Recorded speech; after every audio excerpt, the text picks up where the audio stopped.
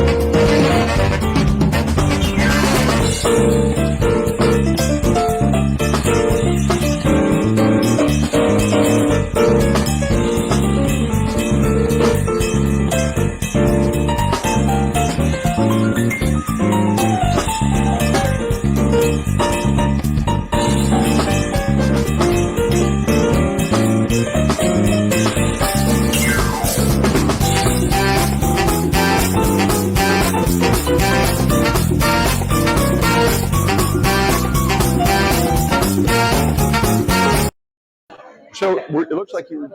Now, see, I would have had a shot. Test. Hey, can you all hear me?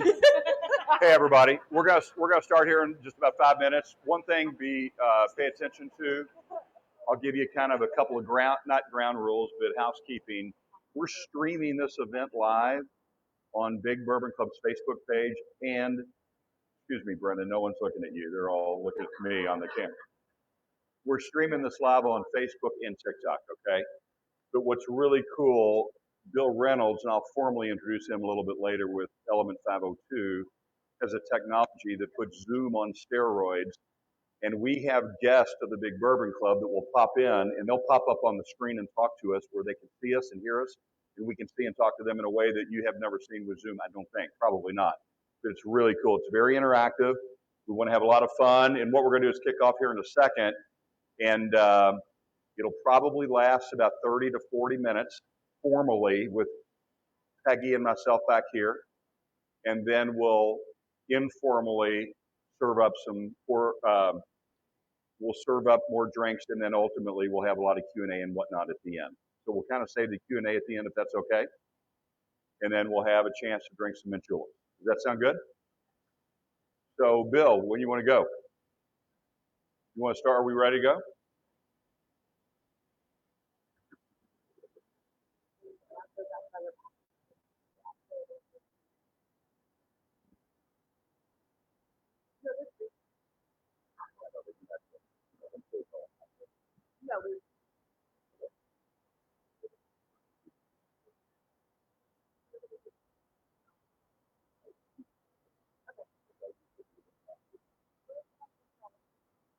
Okay, so here this is a participation thing.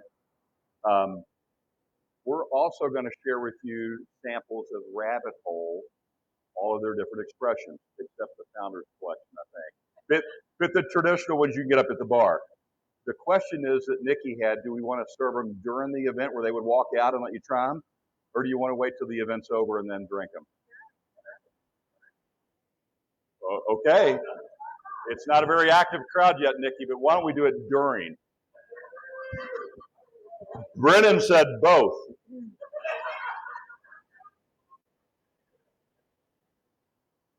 All right, we ready to go?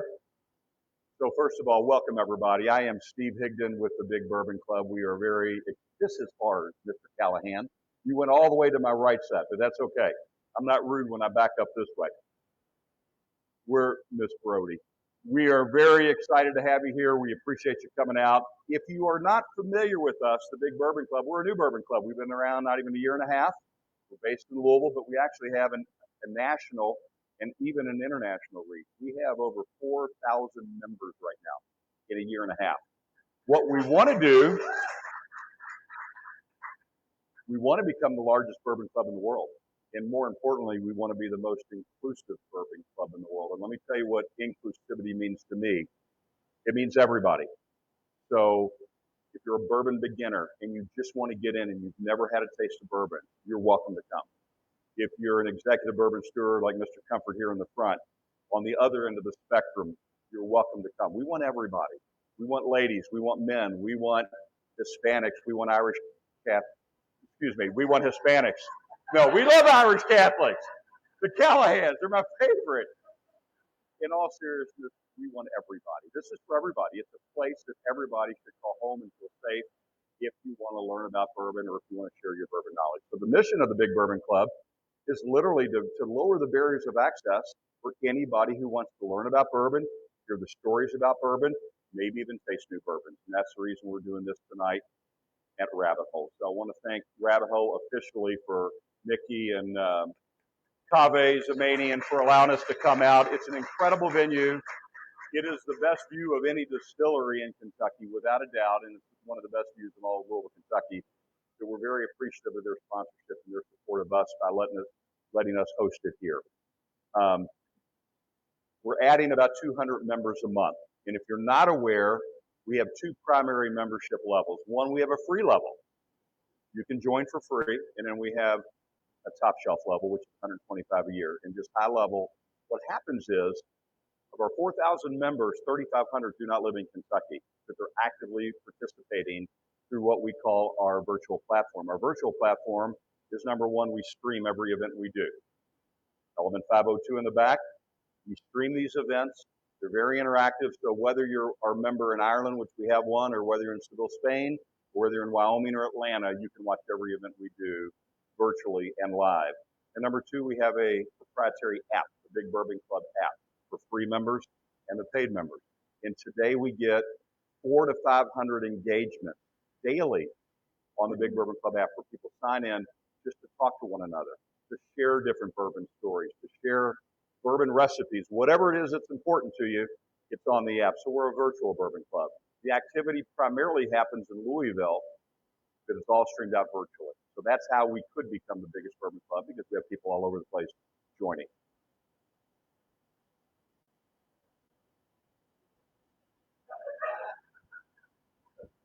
I think we're having a technology problem. I didn't hear anything about Ireland. We also do barrel picks almost monthly. So if you want really cool and different types of barrel picks, you can get them to the Big Bourbon Club. So every month, Melissa, have you ever heard of Joe's Older Than Dirt? Yes, you have. So my good friend Cress Bride, who owns Joe's Older Than Dirt, and most of you have been there many times, that's where we host our events at Joe's, right? And that's where the barrel picks are released from at Joe's. Our next event is Peerless Distilling. Will come out on May the 17th, and Corky and Caleb, the youngest master distiller in the world, and Cordell Lawrence will come out, and they will present their only double oak rye barrel pick of the entire year. Went to the Big Bourbon Club. We picked them on January the 14th.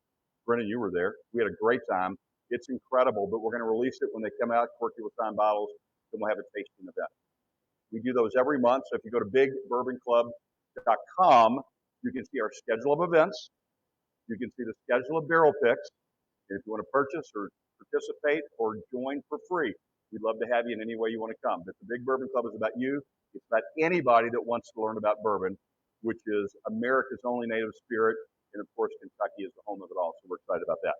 So with no further ado, the reason you're here is not for me. I was told that it's for my old friend Peggy, excuse me, my good friend Peggy Stevens. Come on up, Peggy. So Peggy, many of you know Peggy, but if you don't know Peggy, Peggy, like me, is a longtime Louisvillian. She graduated in the top third of her grade school class at St. Martha, 2 years behind me. Were you in the top third for real? Peggy and I went to grade school. In fact, her older sister was in my class, Rosemarie, and we were in kindergarten all the way through. And I've known Peggy since she was this tall. Excuse me, when she was. I am still That was supposed to be funny. Come on, I wore my Bill, big turn girl up the deal volume on here. tonight. Peggy is a dear friend of Suzanne and me and her husband, Ernie. In fact, her son, Ernie, grew up with my oldest son, Caleb, all through St. Margaret Mary, all through Trinity. So we go way back, but our families go way back. Peggy is probably, I may be wrong, but I will say this, I think she's probably the most decorated lady in all of bourbon. She's in the Kentucky Bourbon Hall of Fame. She's in the American Whiskey Hall of Fame. She was the first bourbon female master taster in the world. She is absolutely a superstar and a dear friend. And Peggy, last thing I'm going to say in this introduction, Peggy and I were having lunch, and out of the blue, Peggy said to me, she goes, "Is there anything I can do to help you? What about if I come with you for your club and we teach them how to make the perfect mint julep at Derby Town?" That was her idea to me. And I said, "I'd love it, Peggy." So thank you so much. Well, you are more than welcome. And I know this is going to come very hard for this group to believe. But in grade school, he was a class clown. Does anybody find I that hard to believe? graduated in the second third of my grade school class. But C students rule the world, right? No. The only thing I was disappointed, and here we are in this beautiful Rabbit Hole Distillery, which I'm so pleased to be here.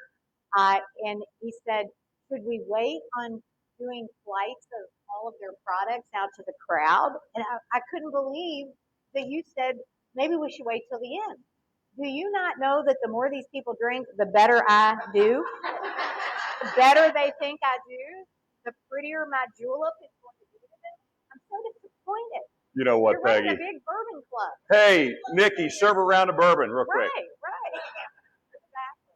No, I'm tickled to be here. I have to ask this question though. How many of you have attended the Kentucky Derby? All right, so quite a few of you. It's kind of a bucket list Kentucky thing, Derby. isn't it?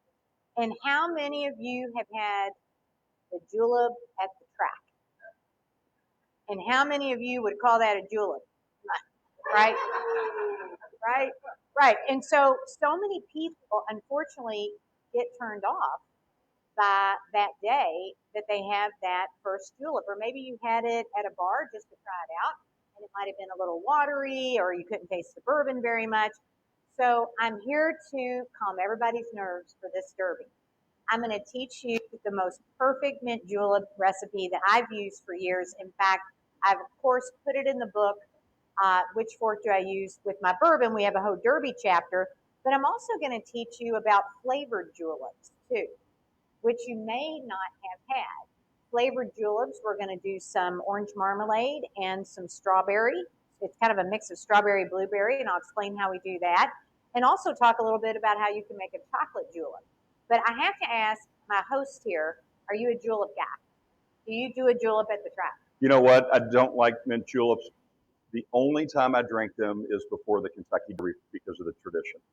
But what I have done is since I grow mint at home, and I will oftentimes put a sprig into a neat bourbon, but I'm not a big mint julep guy.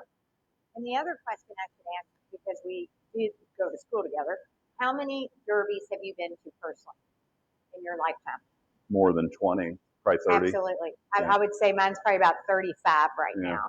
So I've made a few julep in my day. And the one thing that I know is no matter how you make it, if you're a true Kentuckian, there's a little bit of ceremony to it, a little bit of history to it. And for those of you who wonder, well, how did it even happen that Kentucky became famous for the mint julep? It really dates back to the 1800s. Because of how they used to drink their whiskey at the horse barns. And if you think of the 1800s, you know, whiskey wasn't as premium as what we're going to have today. In fact, it might have been a little bit of what I call risky whiskey because it came straight out of the barrel. Not that I am not a cask fan, but it was definitely unfiltered. You didn't really know what was in it. And so those barrels of bourbon would sit and people would draw from that barrel. And if it did have kind of a tainted taste to it, guess what grew abundant in Kentucky? Our mint. I'm like Steve. I grow it in my backyard. It is very evasive. You can't kill this thing. Right. Mint leaves are wonderful to use. I mean, I'm telling you, I have them on my back patio. They're coming up right now in April. We'll have them till Christmas. That's when they die, finally. And so the mint kind of held back some of that, you know, tainted flavor of the whiskey. And then as far as the ice goes, and we're going to use some crushed ice, there's a lot of theories to different types and styles of ice that you can use, but they would have large blocks of ice, you know, those huge blocks of ice at the barn, and people would just chip away at it, and that's how that shaved ice look and chipped ice look happened. So that is truly the mint julep, but the coup de grace of the whole thing was, of course, the silver julep cup. This was the trophies that were given these julep cups that weren't called julep cups, but they were silver cups to win in a horse race. So that's how that whole tradition came along. And I love that because we still reinvent that every single year with the ceremony of our Kentucky Derby. So Peggy. Yeah. So we practiced this all last night, so act like you know what I'm getting ready to say, okay? Okay, go ahead. So actually, I did not know about the Julep Cup, and I'm going to give you another trivia. Golfing trivia. We're getting totally off guard here, right? We've changed sports already. Well, it's kind of related, but kind of off course. In 1958 in Louisville, at Seneca Golf Course, which Major League Hall of Fame golfer won his first ever professional tournament, and since then has won 9 majors? It's a name that everybody knows if you know golf. Which year? Which year did you 58. say? Fuzzy Dollar. No, he was born in 58. Good try. No, not younger than that. Nicholas era. Gary Player. Gary Player has won 9 majors. His first ever major tournament was in Louisville. It wasn't a major, but it was a professional tournament. Young man. And do you know what he won? The tournament was called the Kentucky Derby Open. And what he won as a 23-year-old was a colt, a young thoroughbred colt. Oh my gosh. And if you Google Gary Player today, who is considered one of the top 5 golfers in the history of the world, he's one of the top 3 thoroughbred breeders in the entire world, and he comes to Louisville regularly with his horses. So you made me think of that. Because of the silver trophy. That's exactly right. All right. Well, speaking of that silver trophy, in case you have any more trivia that you're going to there'll be more. lay on me, I figured. 70s baseball, Civil War. There's no way I can keep them quiet. There's no way. There'll be a lot more where that came from. You don't always have to use a true fashion. You don't always have to use the silver cup, because I have collected over the many years, I probably have about 35 of these in my home, and these are the Derby Julep glasses that come out every year with all of the horses on the back of the label. I know we have a couple new to Louisville, Kentucky, so this will be your first Derby. Okay, not your first Derby, the first one living here, right? And you too. I love that. So start collecting them, because I always pull them all out. I have a ton of Derby guests coming in, and we always use these, for our Bloody Marys and everything else that we do. But first rule of thumb is I love to chill all of the silver. So you take a bunch of that crushed ice just to what I call sweat the cup a bit. Notice how immediately, you see immediately how it starts to chill, and it makes it even colder, because remember, a very hot Kentucky summer, we can have very warm springs. Right now we haven't, but it's coming. I promise. It's coming. But look, even as I hold this, and so you want to make that julep. So I'm just going to let that sit. And Steve, I'm going to be really, really nice and make you one too. Thank you. Not because he deserves it. Only because. Has anyone ever chilled their cup before? Raise your hand if you've chilled your cup before. Now, if you Joanna has. If you don't want to use the ice in the cup, of course, you can put them on a tray as well, like a cooking sheet, and put it in your freezer. And they will freeze right up, and you have nice chilled glasses. But how many of you, I just love a chilled cocktail. So even when I make a Manhattan, and I'm stirring it in the mixing glass, I'll put the mixing glass in the fridge for a while, sometimes in the freezer for a little bit, because I like that extra cold touch. So we're going to let that sit there. And then the next most important feature, of course, is the mint. Now, here's where you become a julep snob, if you will, is thinking about what parts and pieces of the mint you want. Because one of the biggest mistakes that people make is getting the stem involved. And that's going to make it super bitter and also just give you too much of that mint oil extraction.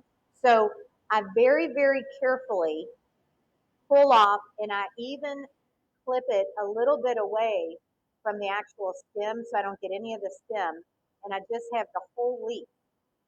And what we're going to do with that in a little bit is I pluck a few of these, and you can do 1, you can do 3. It just depends on how big the size of the mint leaf is. And we're going to put this in a little bit at the bottom of that silver glass. So Peggy. Yeah. So when I pull out, I put the whole stem in. That's probably not the best way to do it. Well, you can put the whole stem in for garnish, but I don't even usually do that. Okay. Because just do the leaves. just do the leaves. Does anyone put the stem in with the leaves, like me? I'll show you how to do the actual garnish, so you can get away from the stem going The all the way stem in the is glass. bitter. Is that why you don't do it? Okay. Very much so. I did not know that. Yeah. Here, do you want to chew on one while we're waiting? No, I'm good. Thank you, though. I appreciate it. I may do just some thought more. you might, need something to keep you busy. Keep you busy I think she over just there. said, "Shut up," very nicely. This is how it's going to go tonight between Steve and I. But the other thing is making your simple syrup. And how many of you do not know how to make simple syrup, or a good simple syrup? Who does not know how to make it? Raise your hand. Because we all have variations. Now, I particularly like to use a granulated sugar. Some people use powdered sugar. You can use brown sugar if that's your bag. The sweeter, the better in a lot of ways when you're making the simple syrup. But there's a very easy formula. And the reason why I use the granulated sugar is because I feel like it melts easier when I boil it. So you're going to take equal amounts, just a cup of sugar, cup of the water, put it in a saucepan, stir it as much as it can be dissolved, and let it boil. I mean, literally let it get to a full boil, and then count it for a minute. 1 minute. That's all it's going to take. And then just let it sit. But the trick of letting it sit is I pull off more of these beautiful mint leaves, and I spread them in the pot, almost like you're steeping a bath in water. And I just let it sit in that hot liquid, that hot sugar liquid, I should say, until it cools. Because it is going to give you the most beautiful. Yes, we have a question already. Good. I do not. I literally steep, like I will lay them on the top. They all look beautiful. And then I will push them into the water, and let them steep in there. Sometimes I remove them before putting it into my syrup glass. Sometimes I do not. It just depends on how minty you like it. So if you're one to want to dial up the mint, I suggest you put more mint leaves in. Usually about 4 or 5 will do it. And when you do a cup of water and a cup of sugar, that's going to make probably about a good 4 or 5, healthy mint juleps, maybe even a little bit more. So you'll kind of get used to measuring, but I will tell you, I do about 6 cups and 6 cups of sugar because I have guests at the house, right? So I'll store it literally in a mason jar and lock it away in the fridge, forget about it. You can make it a month out if you like. And that's the beauty of it. I have had some of my friends who are chefs have taken a whole bottle of bourbon and have steeped mints in the bourbon, literally, and recorked it and sat it in a dark room or closet for a year because they want the bourbon to have the mint essence. So that's a nice little trick. I don't know how your wife Suzanne makes them. Is she a mint julep girl? She is not. She's not one either. No. Okay, well she should have come tonight. She should have come tonight. So she could see how to do one. She makes the bacon and eggs, and I just pour bourbon in the glass. That's right. You have the easy way. We've not done juleps a lot, so I wanted. That's why we're here. That's why we're here. Perfect. So I love to just fill that mason jar, put it away, and like I said, with that kind of shelf life, you can have it for different parties. You can make, other bourbon drinks using the simple syrup, like old fashions, for example. So it's never going to go bad, if you will, unless you leave the jar open. So, Steve, I need you to be useful. I need you to empty these. Yes, ma'am. And bring them right back to me, if you don't mind. I don't mind at all. All right. So you can see I've already pre-made some simple syrup. It has a little bit of a tint to it. I, of course, like to always put it in some kind of decorative glass. But again, I brought all what I call my table luxuries, my silver items, and my muddler, which is so important. But at the same time, depending on how casual you want your event, paper plates are fine, cups are fine, whatever turns you on. And that's the beauty of being in our industry, in our sports industry, in our bourbon industry here in Louisville, is we want to make Derby as approachable and friendly as possible. Peggy, you've got a horse head on your muddler. I do. Do you like Did you have an notice Easter that? bunny head on it for an Easter I drink, do. or As a matter of fact, I do. If you want to know. one for every holiday? Exactly. So, all right, you did your job, did it well, and Thank I'm you. going to drop. This time, I'm going to drop two. You know, the leaves are pretty medium sized, and again, everybody thinks you have to pulverize. This is a traditional muddler. Don't know what yours looks like at home, but this is the one that we, of course, pull out for Derby because of the horse head. And everybody thinks you have to just really grind that mentally. And what that also does is going to make it too bitter and bring out too much of the mint oil. So really, it's about bruising it. Some people call it spanking it. I'm just saying that. Excuse me, speak up. Could you I was speak into just the saying, I was microphone? just saying, I had to turn to you because I was waiting for the punchline. I didn't hear for what to you say. said. Yeah, that's I what I heard thought. bruised, and then it went. That's what I thought. So I'm just going to bruise it lightly. Let me do the other one too. Because as I said, I'm going to make one for you. So Thank you. be patient for Can I sure. spank? Yeah, I mean, can I bruise mine? Yeah. I knew I'd trip That him is up. terrible. I knew I'd trip him up. That is terrible. All right.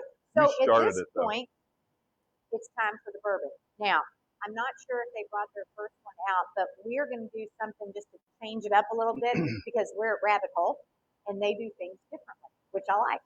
So your traditional bourbon, of course, can always be used in the julep, but they really wanted, and I agreed with them, to taste their rye that is so good. So we have a beautiful bottle of, is it Boxer Grail, I believe is the way you pronounce it, and it has a real floral and citrus note to it, but it also has a smoky caramel that I'm getting. So you're still going to have that beautiful kind of bourbon flavor, but I'm also a rye girl, so this is pretty exciting to make one with a rye.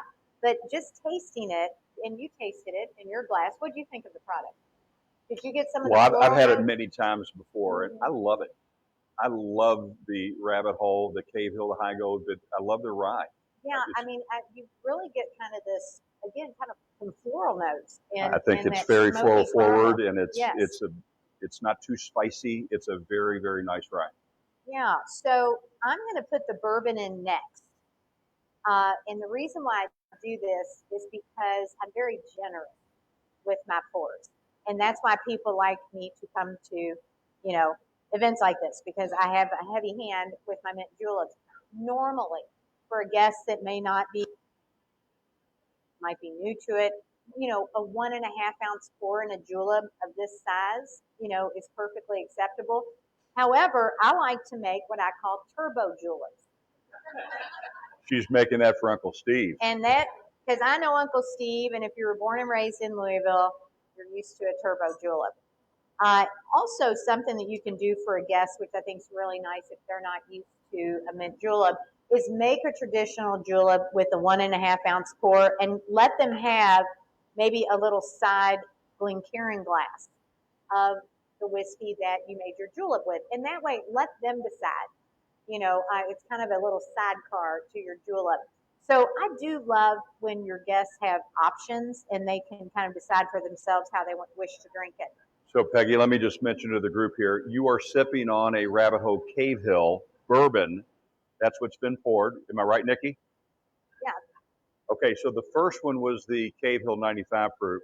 What you're now being handed is the High Goat, which is, what's the proof, Nikki? So there you go, 95 high rye. That's right. So this is the second bourbon tasting that you're getting ready to have, the second of the flight. So if you choose to add that to the julep that you're drinking, more power to you. Think of it as two sidecars. Exactly. Now, on the syrup, this is another decision because sometimes if you have the luxury of a small group of guests and you can say, hey, do you like your juleps a little sweeter? Then you can be a little more heavy-handed in pouring your simple syrup. But at the same time, I just like to put a bit of a splash in it. Not anything too heavy-handed. Just so what is that, an ounce? Ounce or two, it's maybe? about an ounce. Yeah. Yeah, not even an ounce. I usually do about 3/4 of an ounce. Okay. Yeah. And go ahead and stir it because even though there's not much in the cup, there is something about marrying it all together. Because you've got the mint leaves floating now, you've got the simple syrup going, and then of course you have that fabulous rye. Give this one a little stir. Now, one trick that I also learned before you put the ice back into the cup is notice how long these straws are.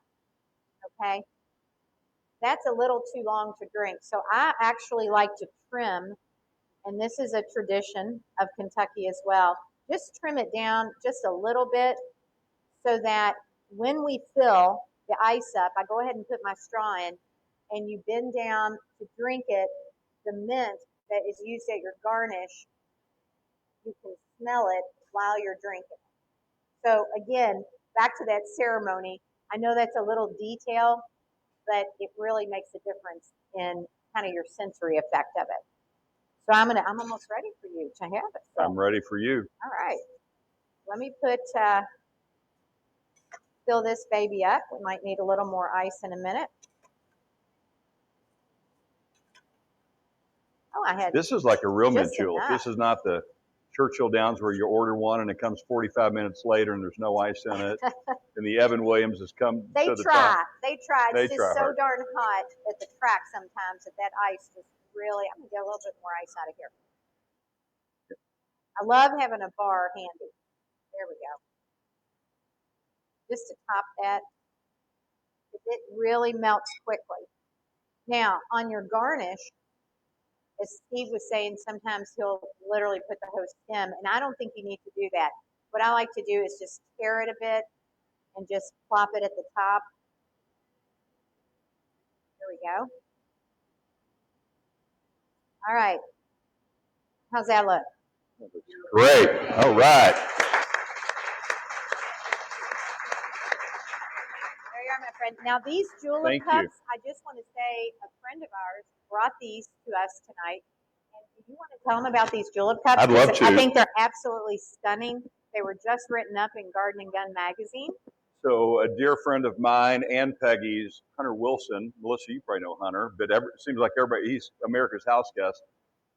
His father, who is no longer with us, created this in his garage, this mint julep cup 20 years ago. And his mother, Sally, who's in her 80s now, is selling these. And these are actually, she gave me some this morning to use. So if you have any interest in them, they haven't sold any in a while. It's a hobby, but it's very, very high end, very cool. They're on the cover of Garden and Gun. You may have seen this one. Here is one right here. They customize them, what they put on them. These are the derby ones. They do other things. This one has a horse on the front like of it. The anchor. Beautiful. But if you go, there you go, look up there. But you can go to Sally Wilson. There's her cell phone. She lives in Anchorage. She is wonderful. Hunter's a dear friend. But anyway, they let us borrow these for tonight. So thank you, Hunter. One final note before I get to toast Steve and answer some questions that you might have is the flavored julep. If you decide that the simple syrup's a little boring for you and the mint doesn't do it quite for you, you can always make a simple syrup out of marmalades. So I had brought an orange marmalade and a kind of strawberry blueberry marmalade. You could do any flavored marmalade. And instead of the granulated sugar, you're going to take a cup of the marmalade and then a cup of the water. And you're going to boil it just like we said, putting those mint leaves in. And you will be amazed. It'll be so fragrant as it boils. You won't believe how much it brings out that marmalade flavor. But what it also does, because you're boiling it, it thins it. So it's easy to pour. And I actually like having the orange rind shreds in the marmalade just because I think it looks pretty in one of the derby glasses. But at the same time, you can also do chocolate by doing kind of a cream de cacao, any type of chocolate syrupy type mixture and do the same boiling with the water and make it a chocolate mint julep. So how's that? Is that good? Yes. Really? Good. Very good. It's like eating one of those cream de mints. Brennan's asking, what would be the ratio? The exact same that you did for the sugar. A cup and a cup. Always a cup and a cup. Has anyone had a chocolate julep before? I've never even thought of that. And it's Afton, you have? You're an executive bourbon steward, no doubt about it. Yeah. And did you enjoy it? Yeah. And then you can do some chocolate shavings on the top. If you're doing the marmalade julep, then I would probably do some slices of orange Ryan, and if you think about a whole beautiful silver tray of these flavored juleps, and your guests can identify them, with a strawberry. That's your strawberry julep, orange rind, your orange julep, chocolate shaving. And so it really gives a nice touch to tease it up a little bit. So the mint juleps that you were handed as you walked in tonight are Peggy's. She made those prior in a batch for you, so you know what we're drinking now. That's right. How did you like them? Good. In all seriousness, you can taste the difference between this and, again, you didn't know this, but I only buy a julep once a year at the track. Right. More for tradition. For the cup. For the cup. For the trophy of the cup. I've never brought a cup home. I always leave them on my table, but so much better. It is. And it's funny because to me, how presentation just makes everything taste better. And that's why I love, kind of our heritage of doing the julep cup. And you can also get clever. I put a simple syrup in that crystal pitcher, but these are old vintage decanters. And so sometimes I'll put the colored syrups in these. And, so look around your house. You might be really surprised at what you can use just to kind of dial up some of the ambiance of the Derby. I also brought for you, Steve, some of our Majescas. Has anybody not had a Majesca? So what's a Majestic? Well, a Majesca, it was my father's favorite candy, remember my dad, and they're caramel with marshmallow inside. And so I had to bring these because next to any good tray of juleps, you're going to find one or two things, bourbon candy or Majescas. And I think it's a great little nibble for your guests, especially, because of that wonderful bourbon that's in a julep. Tonight we have rye, but at the same time, the caramel flavors and drinking the julep with that, it's like the perfect food pairing. You just can't go wrong with it. So that's why you see, if you're wondering what the candy is on the tray, that's why I put that. That's something. Did you say Majesca? I believe he has not tried one. I used to eat a Baby Ruth bar in like fifth grade. I want you to try this. I love Muse. Bowers is lovely with Majescas. Art Eatables makes a nice Majesca. There are so many places in Louisville that make great Majescas. This was invented in Louisville? Yes. Who invented the cheeseburger? Kalins. Carl Kalin, my great uncle. Kalins. You knew that. You are famous. I knew you were famous. Yeah, I'm famous. All right. Well, yeah. I hope that this very simple demonstration taught you a little bit tonight about how to make the perfect mint julep. Steve, toast to you before we answer a bunch of questions. Peggy, you are the greatest. Thank you so much. Thank you. No, we're not finished yet. We're not finished. In fact, oh, that's good. Move your attention over here. We've got a question from a very dear friend of mine in Big Bourbon Club, Jennifer Mackel, who is out near Scottsdale, Arizona. Jennifer, can you hear us? Hey, good evening. Thank you so much for being here, Peggy. Thanks to Rabbit Hole for hosting the Big Bourbon Club. I have a question for you, Peggy. What was the first bourbon that you had that really turned you on to the life? Oh, boy. I'd have to think of my college tumbler at a UK game. Yeah, I was going to say it was definitely over 21. I would say, in all sincerity, it was probably Maker's Mark. Ooh, okay. Maker's Mark, in college was considered the big time bourbon. I mean, that was like riding high if you got Maker's Mark to drink in college. I think we drank a lot of blended whiskey, I remember, and that's why I appreciated bourbon so much. Yeah, 7 and 7s, remember those? So I think it'd be Maker's Mark. And then, of course, Old Forester. And in my house, of course, growing up, and my father always had, Beam decanters, on the Christmas bar. So my mom always had whiskey sours and highballs. Highballs were the bomb. And now hold on, that's what my mom served. Again. So was this a Hikes Point thing, Absolutely. or was this a 1970s thing? It was a 1970s thing, yeah. for sure.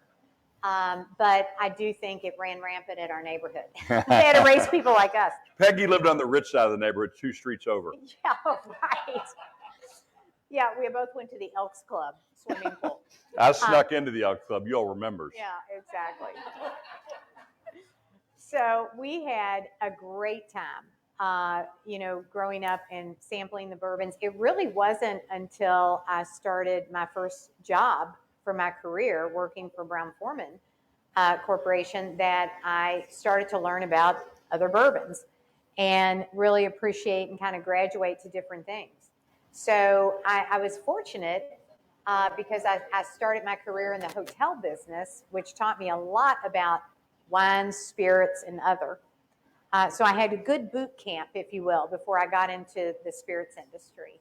And from there, experience is everything. So I try to taste. I do a lot of whiskey judgings. I do a lot of profiles for clients and whiskey reviews.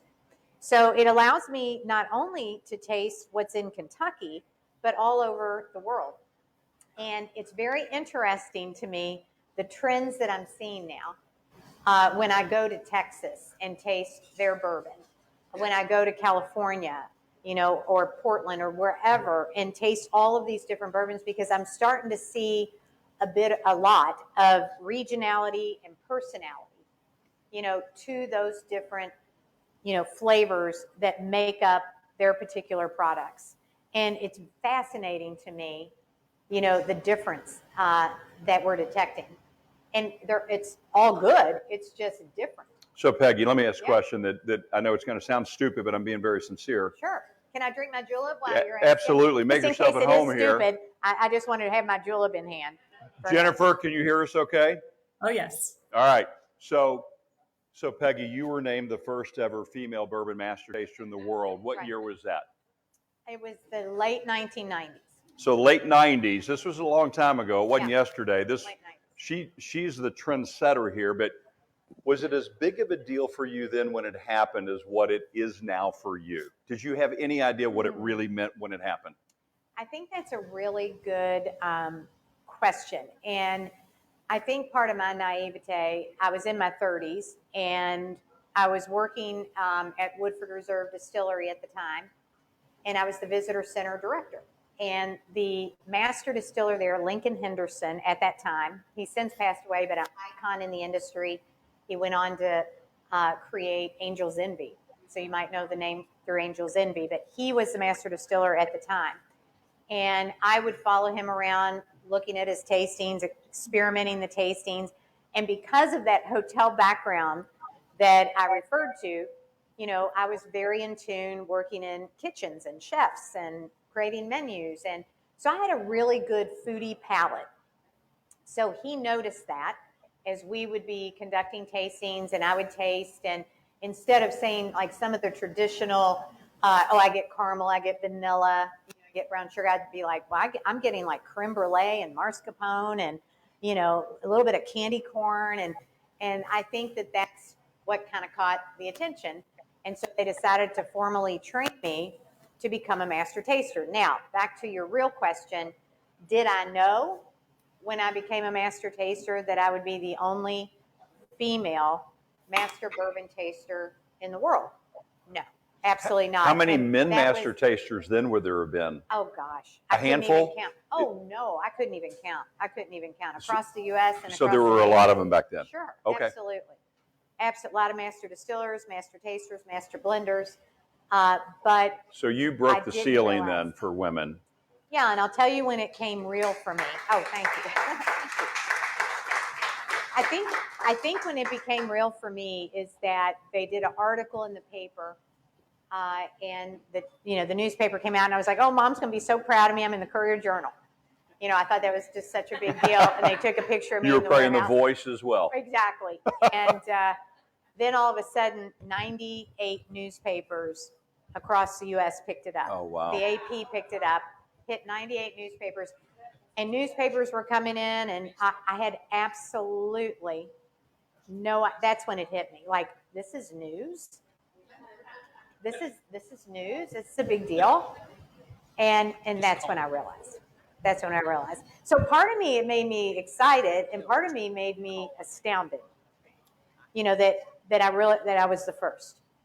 So very interesting to me. All right. So, Bill, do you have a question? We have a question from Facebook. Great. Oh, thank From you. Scott Ridnour. He All right, says, speak up a little bit, Bill. all right, it's from Scott. Scott Ridnour. I was with Scott last night. Scott is in Bellevue, Washington, a great friend and a member of the club in Bellevue. So Scott has a question, Peggy. He says, what do you attribute the differences in distilleries around the country? Oh. The grains or the water, for instance? Just what is your opinion? Everything. Everything culturally. You know, if I think about Texas, I think of the climate. You know, I think of how they grow their agriculture. It is the terroir. That is real to me. The terroir is real to me, just like it is for Napa Valley growing grapes. I just think different climates make a humongous difference in maturation. The water, to me, the water sources make a big difference in the flavor of the whiskey. And it should not be a surprise to anybody here in Louisville that the whole reason bourbon did become famous was because of our limestone water. And another little horse trivia, you know, that is also that limestone water is rich in calcium. So it not only, you know, contributes to the great flavor of bourbon, but it also contributes to the strong bone formation of our thoroughbred horses. So that's why bourbon and whiskey should always mature side by side. So that's a great lead-in. Little trivia. What year was the first Kentucky Derby? When? 1875. What happened the next year that was not horse-related but history-related out in the West? Everybody knows about it. Major turning point in what happened with the American Indian. 1876. Custard, Little Bighorn. So think about that. You think about what happened with Custard when we're fighting Indians, right? 1875 in Louisville, our forefathers were drinking bourbon, drinking mint juleps, gambling on horses. It's a fact. It happened that way. It's not that long ago. 1875 was the first Kentucky Derby winner.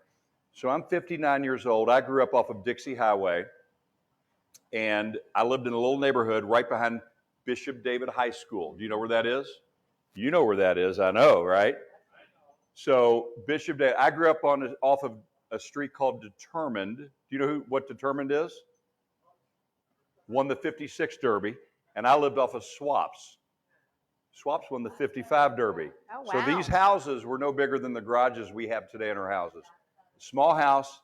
The 55 Derby winner was Swaps. Who was the Derby winning jockey on Swaps, who won 4? Number 1 all-time leading jockey in the history of thoroughbreds. Willie Shoemaker. I'm not giving anything away for that one. But so literally growing up in Louisville in 55, I grew up on Swaps, which was off Determined. Every little street back then, which were new, this was a new neighborhood. Matchbox houses. We have another question. Derby winners. Bill. I got another question from Facebook. It's from Mark Fodor. I don't know how to say his name. I'm so sorry. Mark is my son Tyler's roommate, good friend, his father, who lives in South Florida. Do you want to tell me how to say his last name? Excuse me? How do you say his last name? It's Mr. Mark. All right, Mr. Mark. It's Tyler's dad. All right, Tyler. Fodor. That's him. Hey, Miss Peggy, have you ever made a honey simple syrup? Have I made a what? A honey simple syrup? Honey simple syrup. I most certainly have. And it's very interesting because, again, same thing. It's just the honey replaces the sugar. Do you see the formula here? You can really choose the best flavor you want, you know, and marry it, boil it together, and it will make your simple syrup. You can use agave if you wanted to, if that's a sweet, you know, treat for you. So good questions. So let's do this. We have to wrap up. Rabbit Hole closes at 8. I know we're having fun. Did everybody enjoy tonight?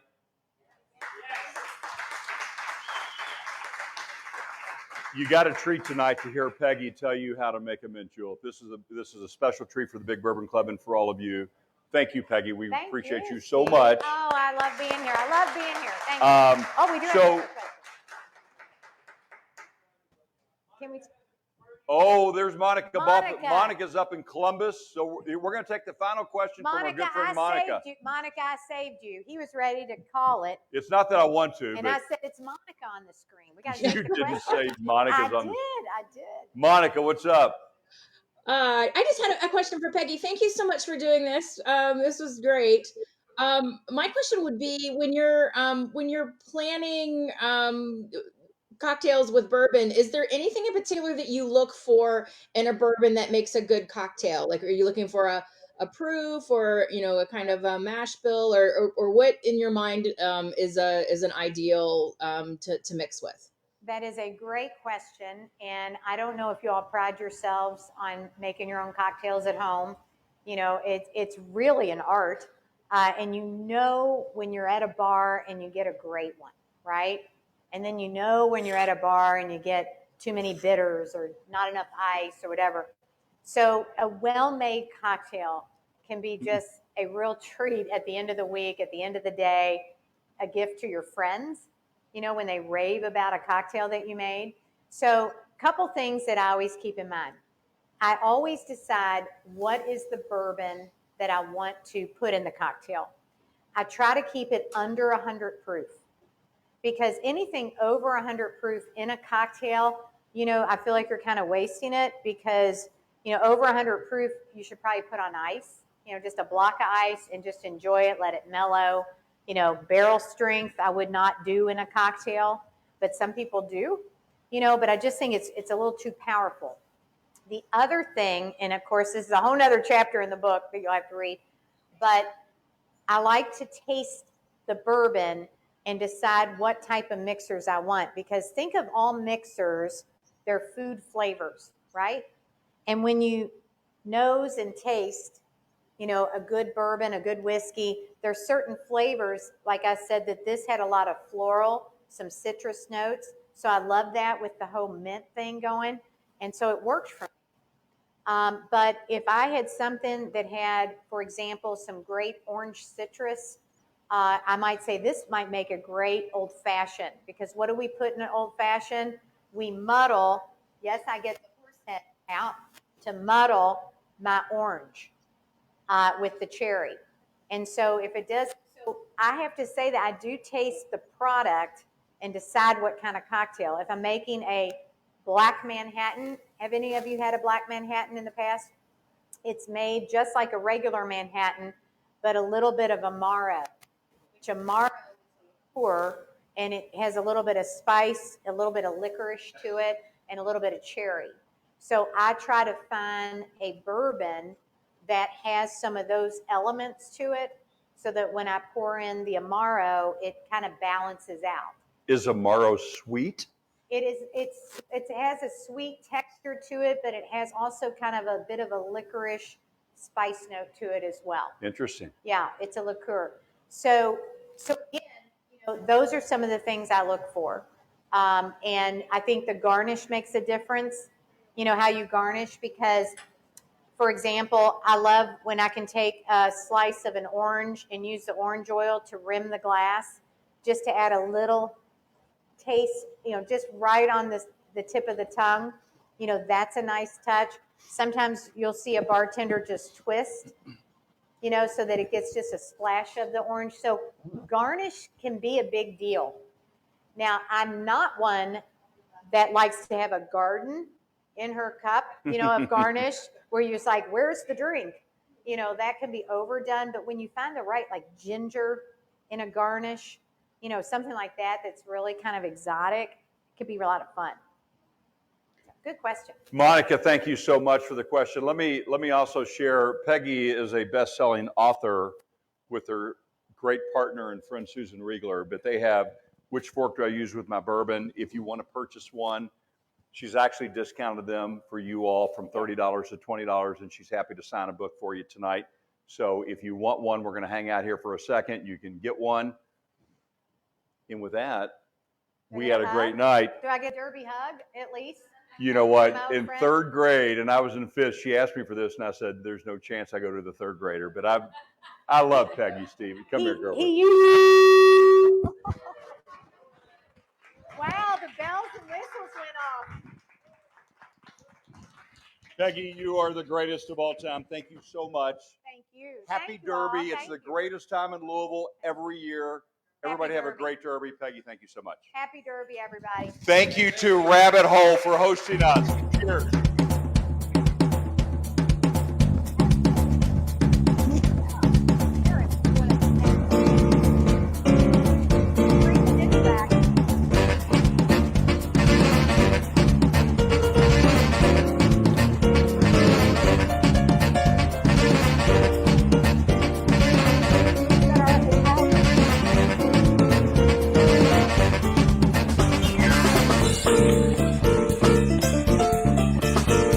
Hey, are you there? Can you hear me?